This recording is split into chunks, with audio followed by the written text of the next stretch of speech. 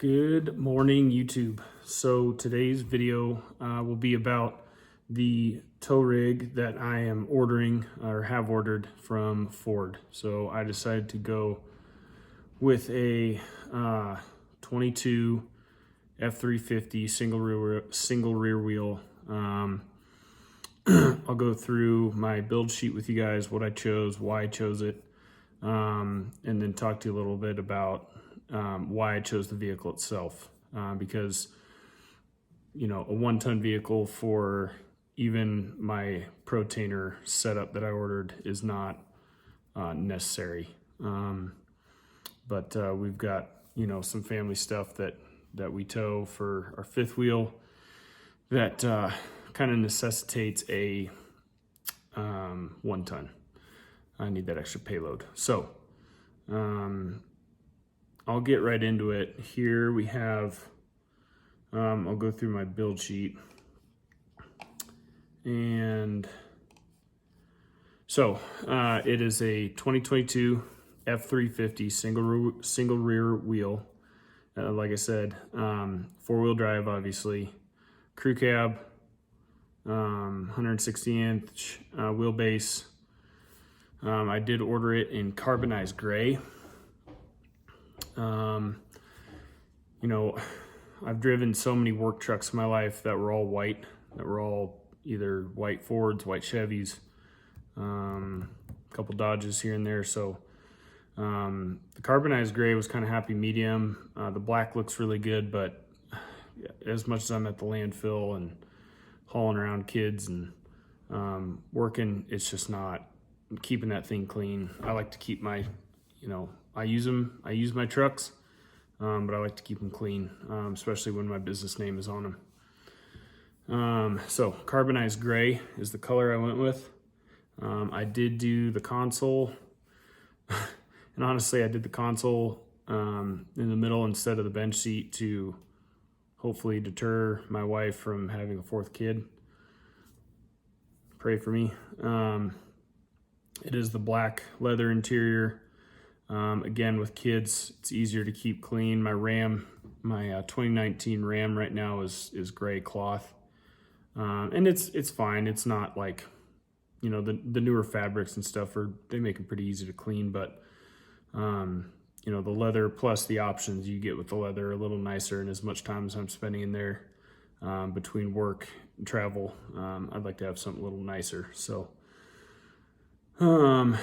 I got the preferred equipment group package 618A, Lariat trim. So Lariat package, some things that come with that are the upgraded sound system.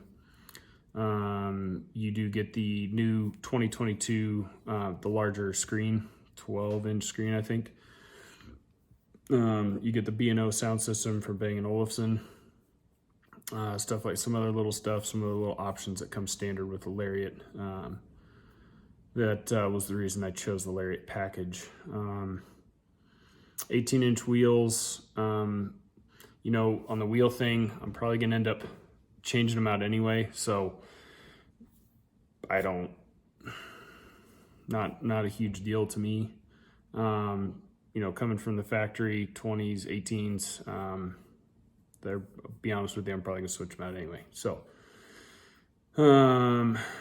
reverse sensors, standard. I did go with the Power Stroke. So, the 1-ton, the reason for the 1-ton is payload. We just purchased a new 5th wheel. I haven't picked it up yet. It's out in Nebraska. I've got to take our trade-in out there beginning of December. And but the pin weight of that new 5th wheel puts me, maxes me out on payload on my current Ram 3/4 ton. Now I've got airbags on it, and it could probably handle it with just me driving. But once I put my whole family gear, if we're hauling water,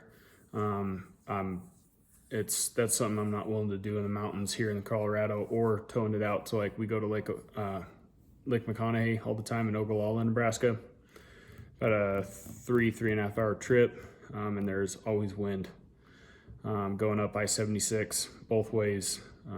you're bound to hit some weather. So having that extra payload, stiffer springs, and on top of that, just keeping it legal is something I'm not willing to compromise on. So on top of that, I did choose for the Power Stroke diesel.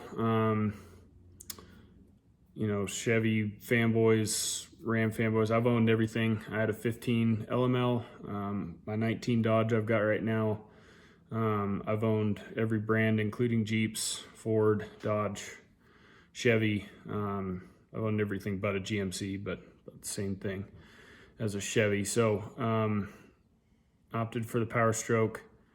In my opinion, if we were to keep our travel trailer, I would probably get the 7.3 Godzilla motor and go stick with gas. Reliability, no emissions equipment on it. You've got your cats and stuff like that, obviously, but all the emission stuff that makes these newer diesels just a pain sometimes, a real pain point for a lot of people. It is a big compromise for that power. But this new fifth wheel of ours is an empty weight of over 12,000 pounds. GVWR at like 16 something. So yeah, especially up here in the altitude, I'd like to have that. I like that turbo and the torque of the diesel. So it's got the 10 speed. On here on my build sheet, they put this in wrong because this is an old build sheet, but I had them change this. The tires come because I got the FX4 off-road package because I wanted the skid plates on there. Sometimes that landfill gets a little squirrely. And we do occasionally do some mountain trails every once in a while when we're camping. We'll use the truck for it. It comes with 275 75R18s, 4x4 tires. So, I'll ride those for a little bit until I can pick I think I've got a wheel setup in mind. I don't foresee myself going up to like 37s and stuff, but I say that now, but we'll see. I did opt for the 355 electronic locking rear axle. So 355 gears instead of 331s that come standard with the Power Stroke. With all that power, they do that mainly for mileage and fuel economy. So I opted for 355s. You don't buy these trucks for mileage. For as big as they are, it's incredible what they can do, but I'd rather have that extra power. Trailer towing package, gooseneck hitch package. So gooseneck and fifth wheel prep package. And I did get the gooseneck hitch with it. So when I get it from the dealership, it'll just have the gooseneck ball. I don't have to go buy one. It was like a $250 option, which is almost, I think, cheaper than the B&W hitch I put on my Ram. So I got that. I got floor liners instead of carpeting, so it'll have, I can power wash my floors off. I did get the sport appearance package because I hate chrome. I shouldn't say that. I don't hate chrome. I think it looks okay, but here in Colorado they use mag chloride on the roads for ice. And that stuff gets in there and pits that chrome out, and it just makes it look like crap. So I opted for the Lariat Sport Appearance Package. It was a $1,460 option. You get body color matched bumpers, grille, side view mirror caps. And I think the handles, door handles are color matched too. So it's just kind of a little bit more of a custom look. I tried painting the chrome bumpers on my Ram. Thanks a lot, Ryan Meyer. But I did paint them. I sanded them down, primed them, painted them, cleared them, and they lasted like 6 months before paint, especially on the front, paint just started falling off everywhere. So I replaced them with some Steelcraft bumpers. Anyway, FX4 off-road package, like I said, I did make sure not for the 11,500 pound GVWR package. So with my Protainer setup, that I have for that I'm getting for the roll-offs. That will keep me under my CDL limit. So that'll put me at 25,500 pounds combined. So, in most states, your CDL weight limit is 26,000 pounds or 26,001 pounds. Anything over that is, requires CDL. So with that, I'll still be under and legal. I did order the vehicle safe by Consult Vault. It's a $330 option. Again, some of these things, some of the options accessory wise you can get from Ford seemed relatively well priced, and it comes installed. It's factory warranty. So stuff like that, like the console vault, the gooseneck hitch, not the prep package. So not the gooseneck and fifth wheel prep package itself, but the actual gooseneck ball, and chain hooks. That was $250 option, like I said. So vehicle safe by Console Vault comes in there. Always keep a backup weapon in my truck, no matter where I go. So keeping that locked up is key. Engine block heater, opted for that. Fifth wheel / gooseneck hitch prep package, so that's $500. Again, I had my B&W gooseneck hitch put in my Ram 2500 a couple weeks ago by a shop here in town in Parker, Colorado.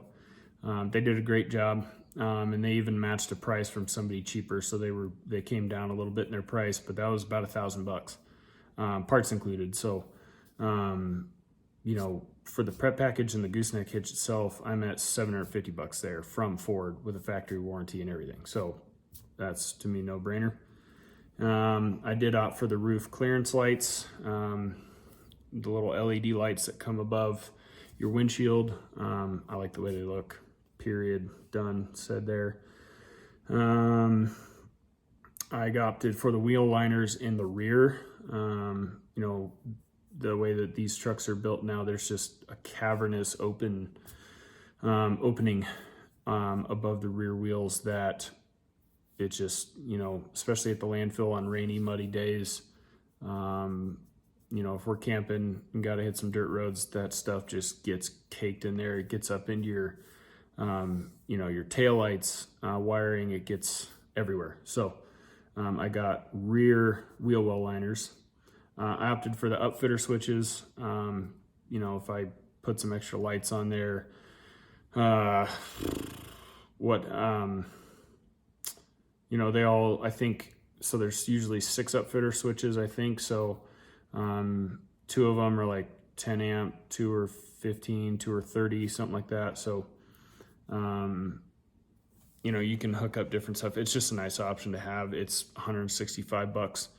And it comes pre-installed, and then all that wiring is dead-ended up in your hood, and you can slap it in from there. I did opt for the universal garage door opener just because I don't like a bunch of stuff hanging off my sun visors. I did order the tailgate step as much as I'm getting in, so I keep all my tools in my bed. I keep, if you go to one of my last videos, tools and equipment I use, watch that video. You can see everything I have in the bed of my truck, including spare tire, tools, push broom, shovel, bottle jack, everything, straps, chocks, obviously all that stuff, fire extinguisher, everything. I keep all that in the back. So I'm, especially like if I'm switching out a flat tire on one of my trailers, or camping, getting gear out of the bed. It's, that bed step actually is pretty sweet. Say what you want about it. I opted for the Tough Bed spray and bed liner. Again, a factory option, and I've seen them from Ford. They last, they're great. Tough Bed spray and bed liner from Ford is a $595 option. I mean, I had, at my old job, my boss paid for my truck to get a bed liner at a local shop up in Windsor, Colorado, and it was like $750. So less than $600 for a factory bed liner, done. And actually, as a note, when you are ordering, if you do order a Super Duty, you cannot order like a drop-in bed liner, like the plastic ones, with a fifth wheel gooseneck prep package. If you do that, it will remove it. So just a heads up there. Or even like the rubber bed mat, which I have in my Dodge. I like those because it keeps things from moving around. But you can't order those with the prep package. You can only get you can either get nothing in the bed as far as a bed liner with the prep fifth wheel gooseneck prep package, or you can get the Tough Bed spray and bed liner. So, you know, I just recommend the bed liner. I opted for a hood deflector because I always put one on anyway.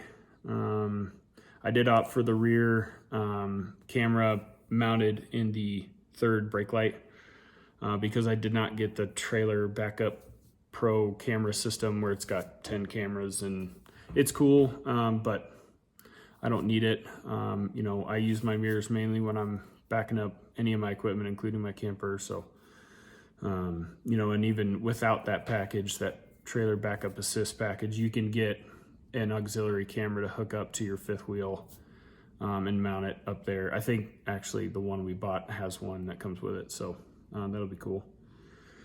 I got the Lariat value package, not the Lariat ultimate package.